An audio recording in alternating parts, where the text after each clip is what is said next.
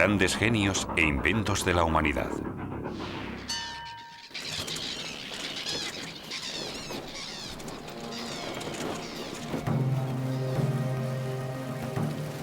Barcos.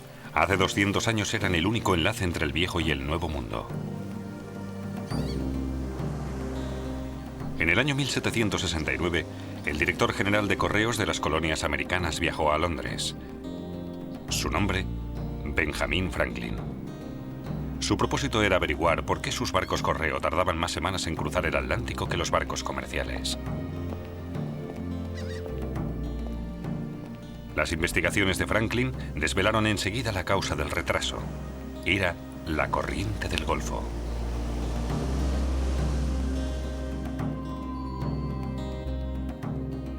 Arterias del océano. Benjamin Franklin y la corriente del Golfo.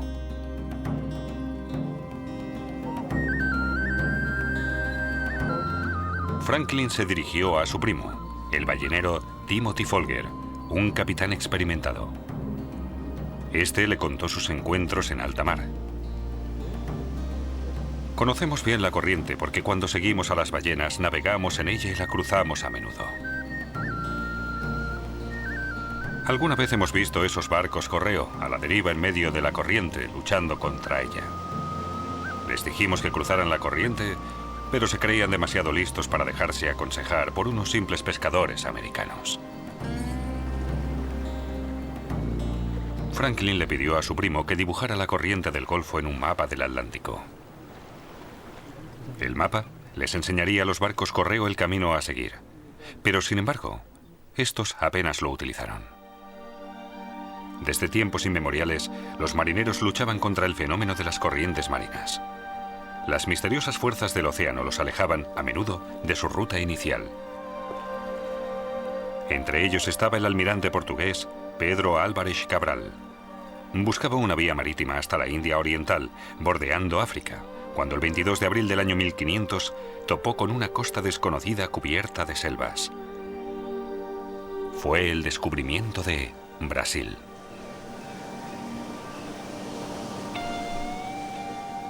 América se convirtió enseguida en el objetivo de conquistadores europeos, hombres de negocios y colonizadores.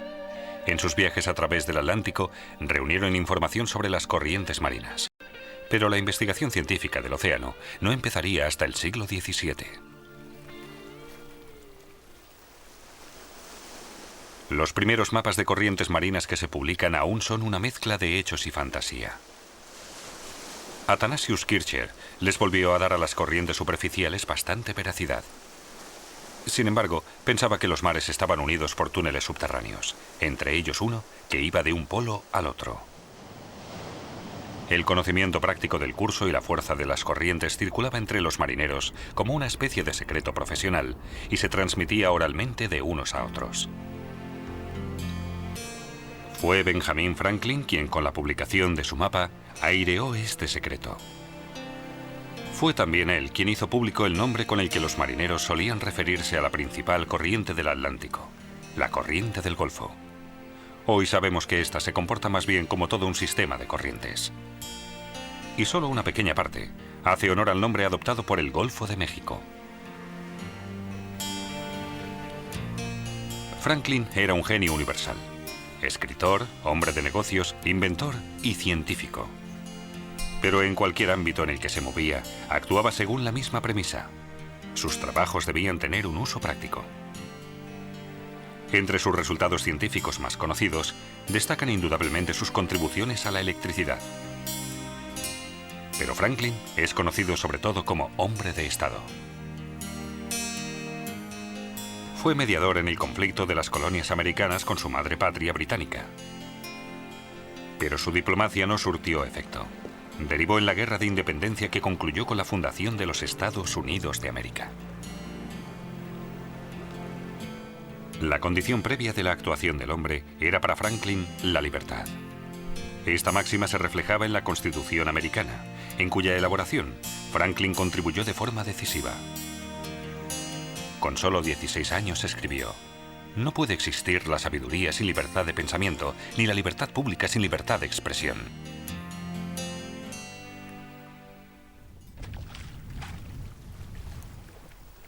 El Atlántico era la segunda patria de Franklin.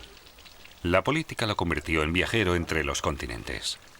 Una buena ocasión para aprender más sobre las peculiaridades del océano. Durante sus viajes, Franklin realizó docenas de mediciones de temperatura y afirmó que la corriente del Golfo era claramente más cálida que el resto de las aguas. En lugar de un sencillo termómetro y una pluma estilográfica, hoy se utiliza la electrónica de alta sensibilidad. Las mediciones de temperatura son un componente fijo de las investigaciones modernas. Sondas de inmersión registran la temperatura y la salinidad del agua y el ordenador de a bordo evalúa los datos inmediatamente. Cuerpos flotantes se dejan a merced de la corriente y se vigilan vía satélite. Definen el recorrido exacto de las arterias del mar, incluso en las zonas de más profundidad. Los cuerpos pueden emerger durante la transmisión de datos. El príncipe Alberto de Mónaco ya utilizó una forma primitiva de cuerpos flotantes en 1885. El investigador de corrientes cruzó el Atlántico a bordo de su yate Hirondelle y lanzó al mar 1000 botellas y barriles. Contenían notas en 10 idiomas distintos, en las que la persona que las encontrara debía escribir el lugar en que aparecieran. Una cuarta parte del grotesco correo se respondió. La evaluación ofreció una vaga vista general del curso de la corriente del Golfo. Quedó claro que en el este se dividía en varias ramas.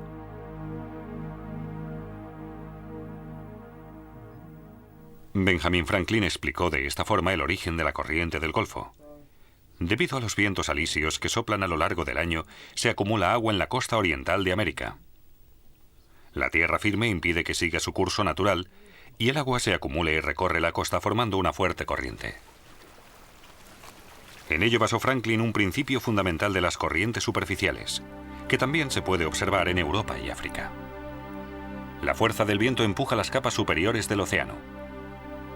Cuando éstas chocan con las masas de tierra continentales, el nivel del mar sube y se produce un cambio de presión que se compensa con la bajada del agua. En los trópicos y subtrópicos, la radiación solar intensa calienta el agua de la superficie. La corriente transporta la energía calorífica miles de kilómetros hasta las regiones más frías. Cuando las masas marinas pasan las islas del Caribe, están más unidas y más aceleradas.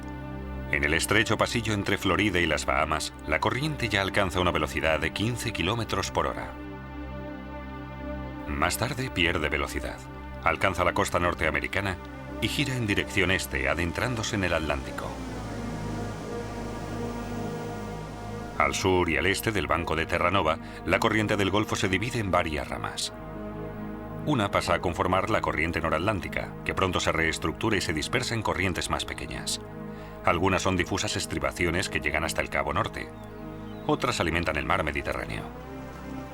Otra rama recorre la costa oeste de África hasta el Ecuador.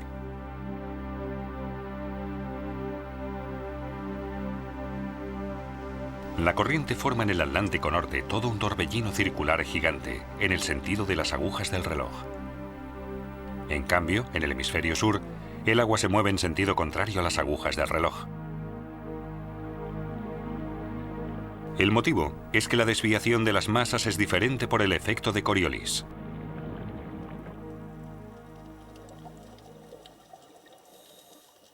Benjamin Franklin también investigó las corrientes en las profundidades del océano. Con 80 años, realizó mediciones por primera vez en capas submarinas.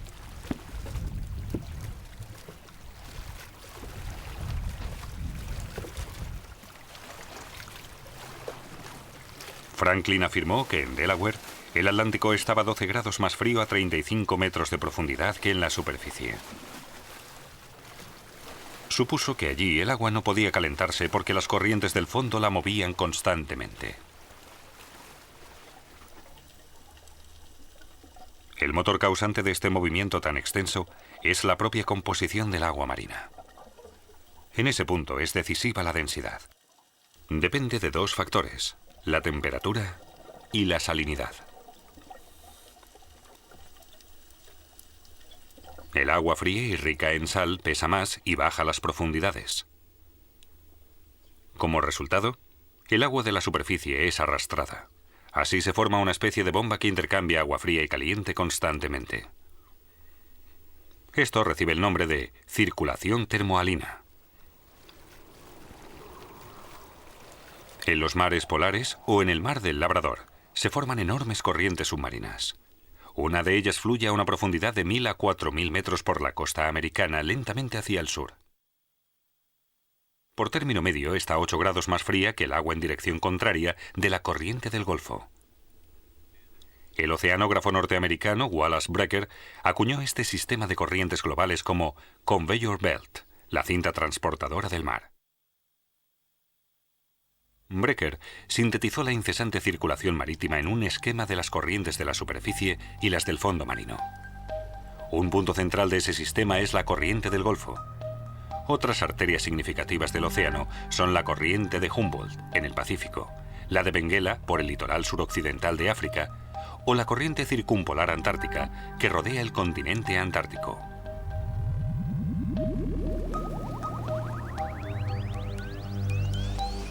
Las corrientes marinas son franjas vitales de nuestro planeta. Equilibran el clima de la Tierra. Si la cinta transportadora se parara, tendría consecuencias tremendas para muchas zonas. Europa, por ejemplo, depende del sistema de calefacción de la corriente del Golfo. En el satélite infrarrojo se aprecia el descenso de temperatura entre la corriente del Golfo y las aguas más frías de los alrededores. En un radio de pocos kilómetros pueden bajar un promedio de 10 grados. La corriente del Golfo, una fuente de calor inagotable, hace posible que en la costa de Irlanda pueda crecer vegetación tropical.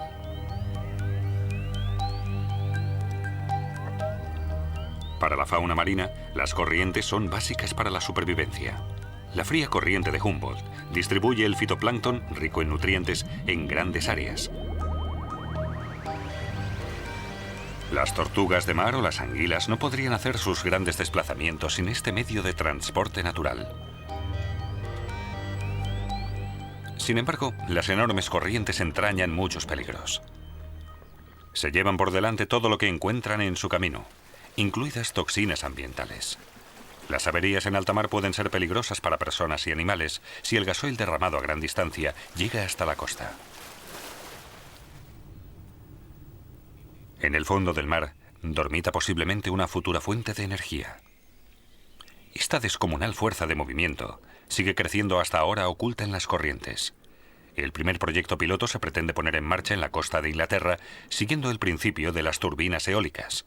Las masas de agua ponen en movimiento grandes rotores que producen corriente a través de generadores.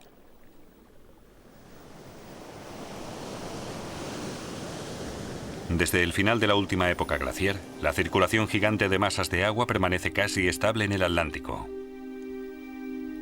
Y no se puede descartar que el calentamiento global también haya tenido efectos sobre las corrientes marinas. Una mayor pluviosidad podría diluir la concentración de sal y así influir en el movimiento.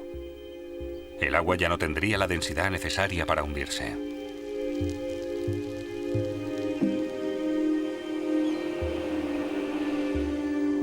El clima de Europa cambiaría si la corriente del Golfo desapareciera. Las temperaturas invernales descenderían 5 o 6 grados del promedio actual. Grandes partes de Escandinavia quedarían cubiertas por una capa de hielo.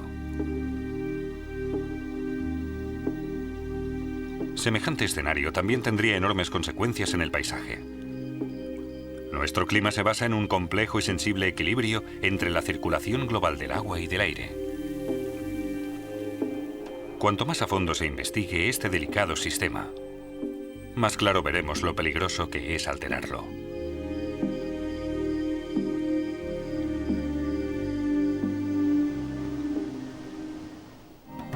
Benjamin Franklin empezó a comprender la índole de los mares hace más de 200 años. Pero, ¿de qué sirve la ciencia si no se utiliza para un fin útil?